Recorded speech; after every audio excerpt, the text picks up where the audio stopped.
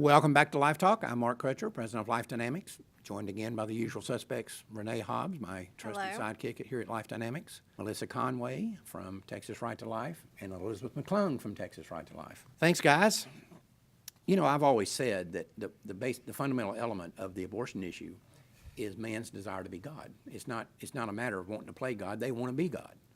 And we've talked before. You remember, Renee, we had a thing here a couple of years ago, I guess, where these scientists were trying to create artificial sperm.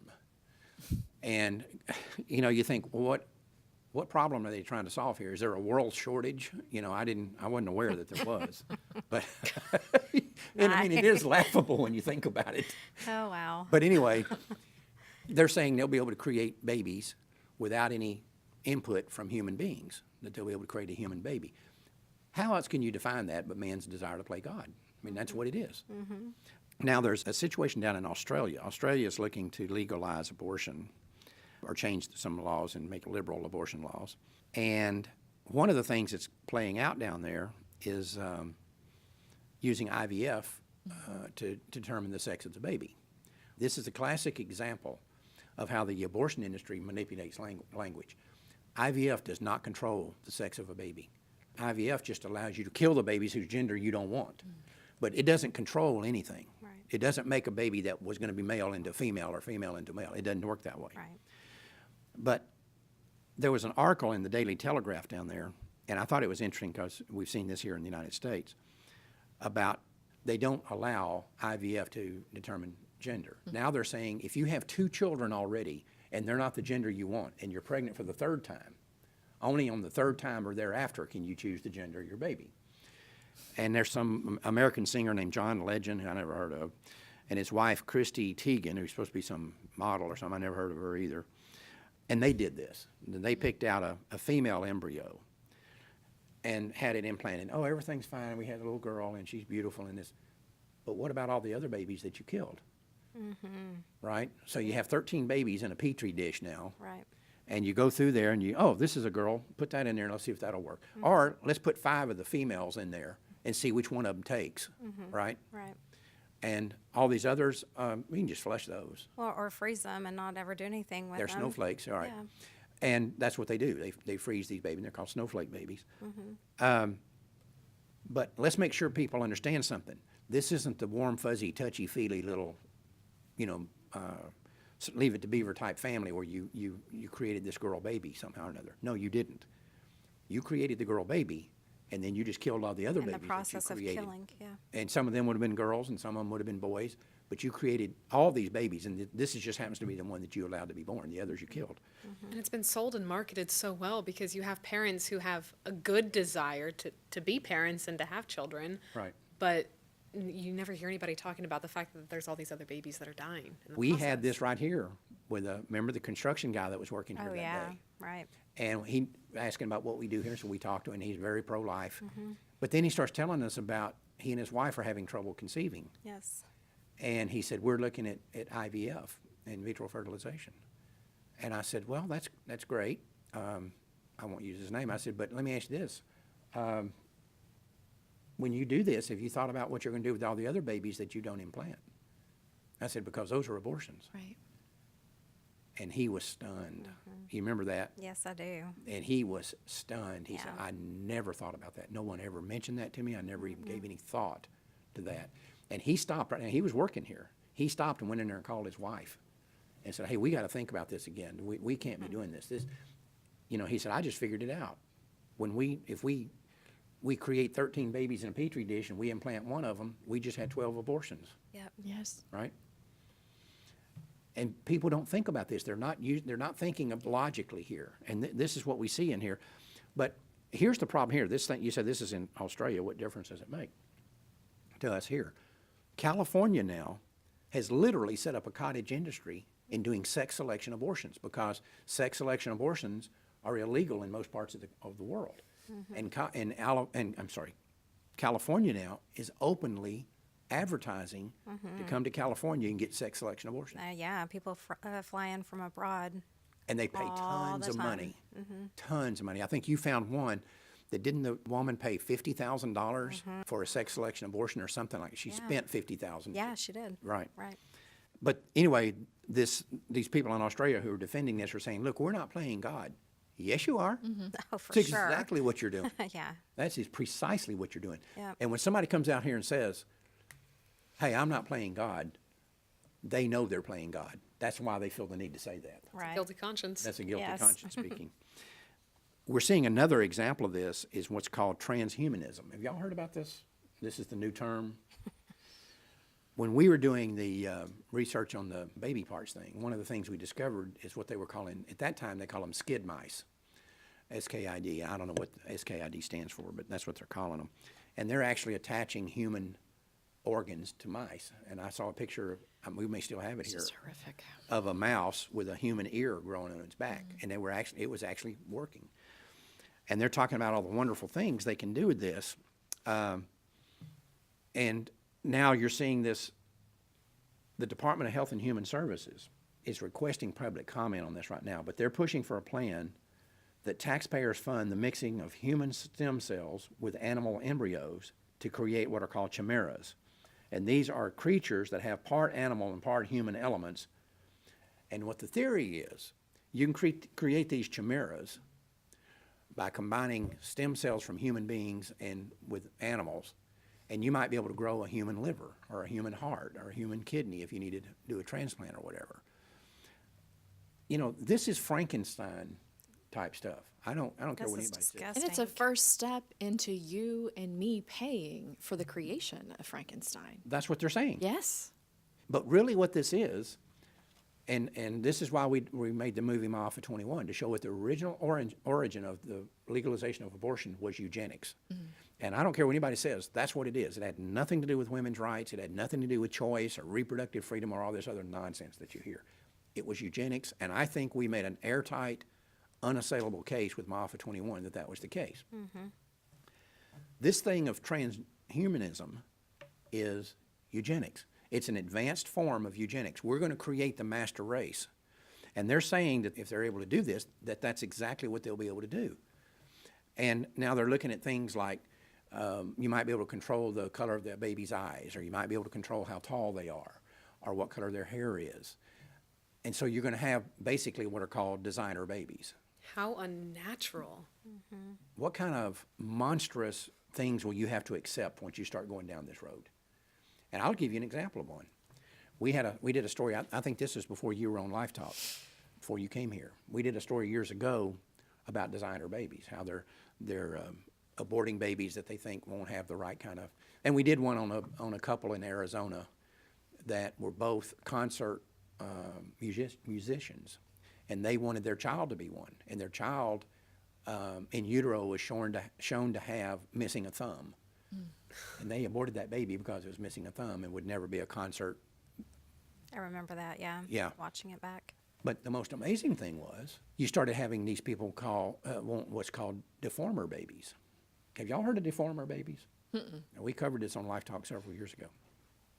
It's existing in several different communities, but primarily in the deaf community. There are these hardcore, what are called deaf activists, who say they don't like the term disability, that if you're deaf, you have a disability. No, you're just different than the other person. You're not disabled. Deafness is just a characteristic or whatever. I can understand that. But you actually had people that were deaf who doctors were able to determine that their child was not deaf, and they wanted to do things to that child to make him deaf. And it wasn't just deaf people. Blind people were calling for this too. Some of these radical blind, so-called blind activists and deaf activists and others were saying, if we allow this child to be born hearing, what we're saying is that we're less than human because he's better than us, he can hear and we can't. And they were actually trying to find doctors who would do things to that baby while it was still in utero to make the baby deaf, and if not, they were going to have an abortion. But let me ask you this. If that's the parent's viewpoint, what makes their view any less valid than the people who are saying, I'm going to kill this baby because it can't be a concert pianist or it can't be a concert violinist? In either case, they're both wrong. They're both, They're both absolutely but they're fundamentally equally wrong. valid with each other. Yeah. So you can't be horrified at the at the deformer baby aspect and then say, but I support the designer baby It's aspect. inconsistent. Yeah, it's totally inconsistent. And you know, we're always in the pro-life movement accused of being kind of the knuckle-dragging Neanderthals and we're anti-science and all that. Actually, we're the pro-science people. What we're saying is scientifically, medically, biologically, theologically, every standard that you can raise, the unborn child's a living human being. Therefore, you can't kill them. So we're the pro-science people.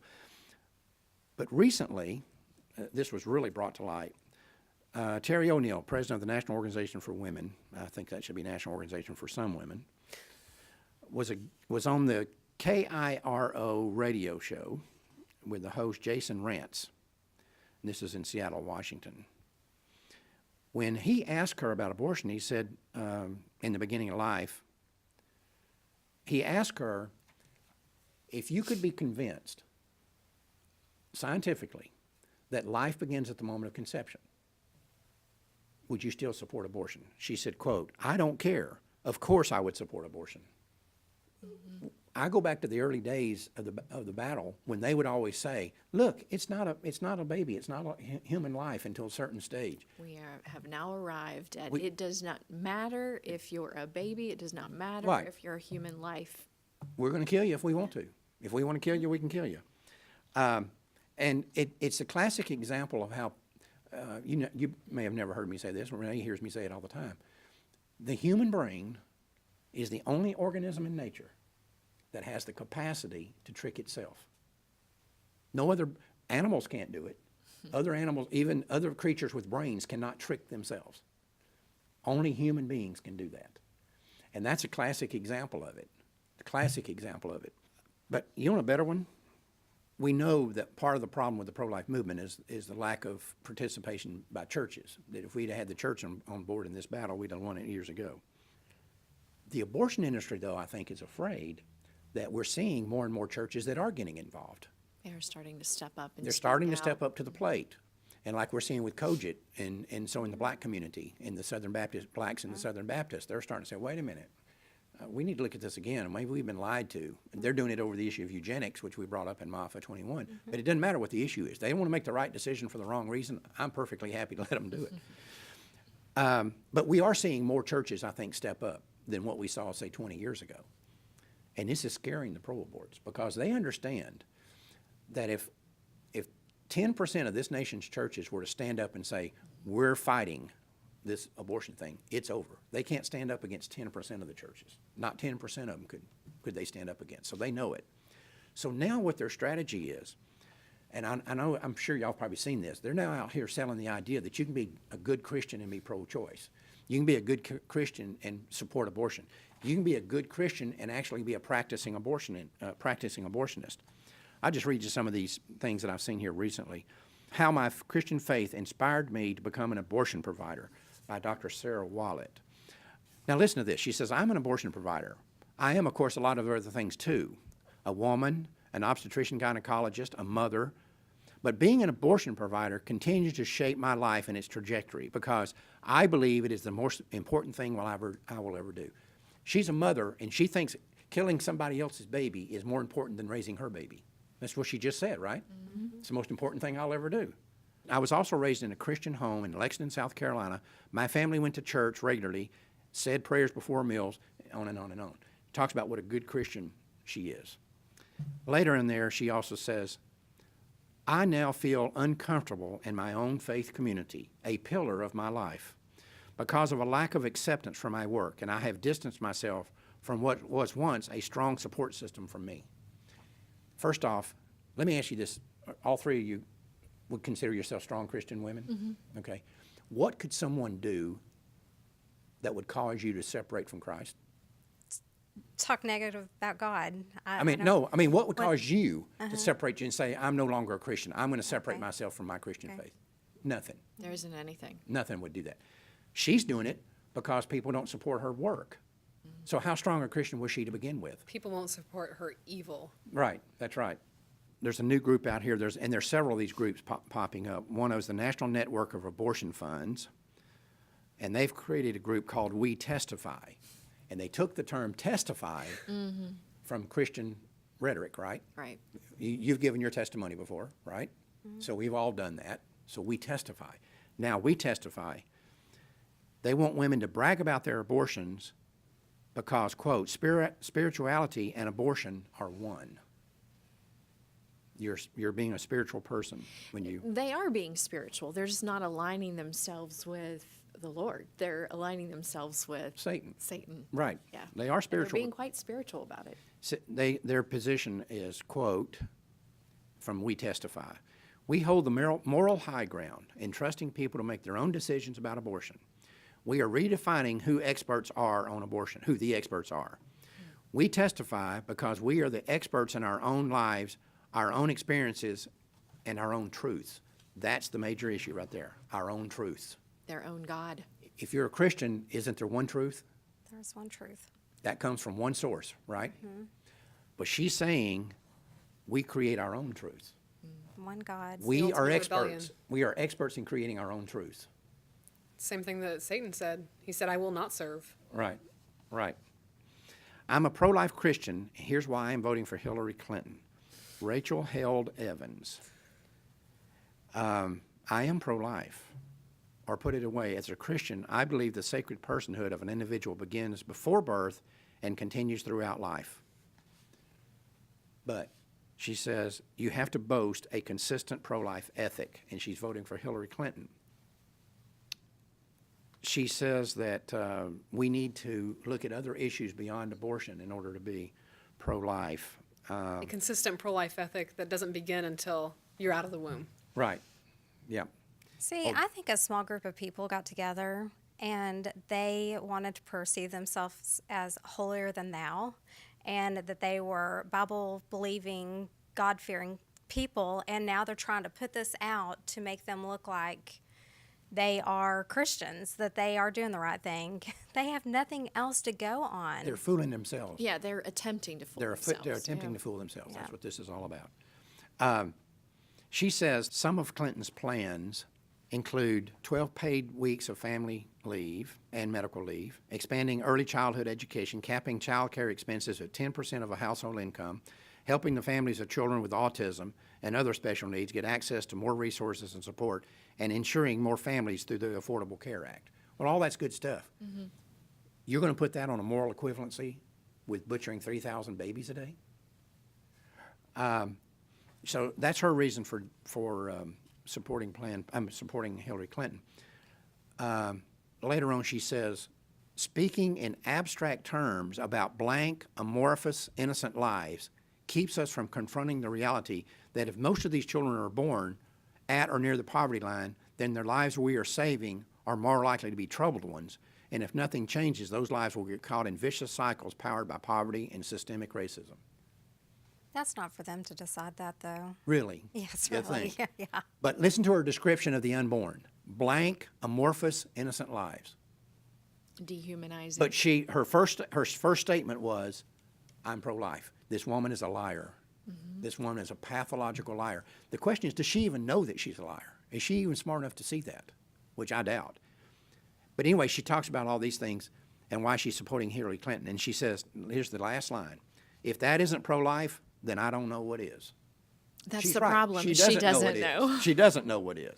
But she's following the model of someone like Planned Parenthood who says something like care no matter what, care to kill the unborn, care to take advantage of the most vulnerable. Just because you say you're pro-life, just because you say you care about women, well, the actions speak louder than those words. She's trying to convince herself. Well, we found a ton of these things. We've had this Catholic nun who we've had some issues with over the years, Sister Simone Campbell, who's a raging pro-abort. I don't know why she hadn't been excommunicated yet. I prefer to believe what Pope John Paul II said. She's already excommunicated herself. She's not Catholic just by her actions. But anyway, this woman, Ilse Hogu, who's the president of NARAL, was speaking at the Democratic Convention, bragged about her abortion and got a standing ovation. Yes. Everybody stood up and It cheered. was sickening. And Sister Campbell came out and said she thought what she did was touching and compelling and was speaking of her reality. And I don't think it's a good policy to outlaw abortion. Let us focus on economic development for women. She added, Campbell added, and made the false claim that pro-life people really only care about birth. These people are unbelievable. Marie Alford Harkley, President and CEO of the Religious Institute, was just praising the blocking by the Supreme Court of the Texas HB 2. And she said this is a huge victory for women. As leaders of national faith-based organizations, we represent a large, overly looked contingent of people who support access to abortion because of, not in spite of, our faith. And she goes on and on. It's her religious faith that causes her to be pro-abortion. Let me tell you what this is really about so that we're very clear here. Hillary Clinton, in order to increase her support among the Christian vote and especially among the Catholic vote, chose what is my view, and I think in John Paul II's view, an excommunicated Catholic in Tim Kaine to be vice president. This is about giving him cover. That's what this is about. This man is a pro-abortion, so-called Catholic. I would argue he's not even Catholic, because you can't be pro-abortion and claim to be a good, hardcore Catholic at the same time. You can't do that. You can't even claim to be a Christian to be a pro-abort at the same time. But this is why Hillary Clinton chose this man, and then these people are following up. I'm going to promise you there was some sort of meeting between all these people, and I just read a few of the quotes that we got from these so-called religious leaders of faith, and some of these organizations just all of a sudden cropped up out of nowhere. We never heard of them before. We testify, right?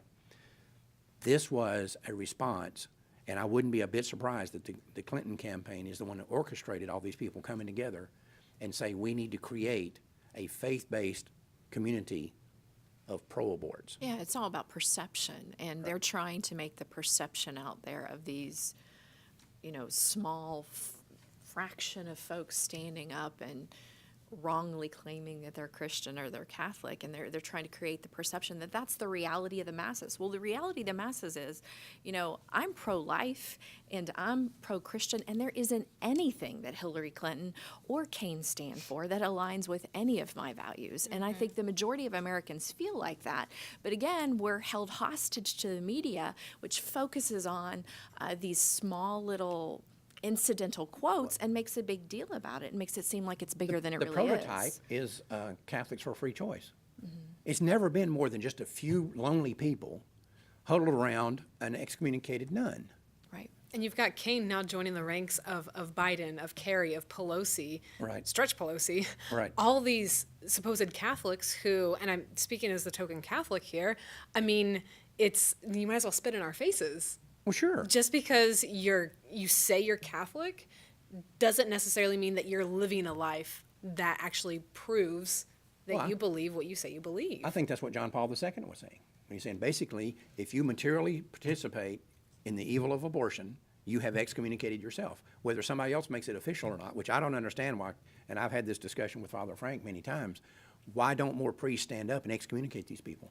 Thank God for some of the priests that are refusing to give communion, give communion to these pro-abortion Catholic politicians. Right, exactly. Needs to be more of them. And there are some really good Catholic priests out there that are doing that sort of thing, but there's not enough of them. And, just recently, one of them, I can't remember his name, came out and said, he warned some local pro-abort. He said, it's going to be very embarrassing for both of us if I see you at the communion rail. It's going to be very embarrassing for the both of us, so why don't you just skip that? Don't be doing that. And we're starting to see more and more people speak out like that, and I think that's the origin of these organizations, is they're trying to give cover not only to these politicians like this coward Tim Kaine, but they're trying to give it cover to the people that would vote for them and say, well, he's a faith-based guy. Yeah, we might disagree on the abortion issue, but he's a good guy, and we're going to vote for him. They're giving cover for them, and that's what this is all about. So let's don't make any pretense that this is about anything other than political cover for the Clinton campaign and for Tim Kaine and for all these, and not just the Clintons, all the way on the line. Right. When you have these pro-aborts who claim to be Christians and Catholics. And, I said that as a Southern Baptist, I said the exact same thing when it was Bill Clinton and Al Gore. Don't lump me in with these guys, just like I wouldn't lump you in as a Catholic with these people. There's no way you're going to tell me that Bill Clinton and Al Gore are Baptist. They're not. I grew up in the Baptist church. I can tell you, I may not know a lot of things, but I can recognize a Baptist when I see one. they ain't it. I'm telling you right now. Just like you can recognize a Catholic when you see one, or when you don't see one, Right. even if they're claiming it, right? All right, another good show. Appreciate it, guys, and we'll see you next week. Unfortunately, that's all the time we have. Until next time, remember, Life Dynamics is not here to put up a good fight. We're here to win, because winning is how the killing stops.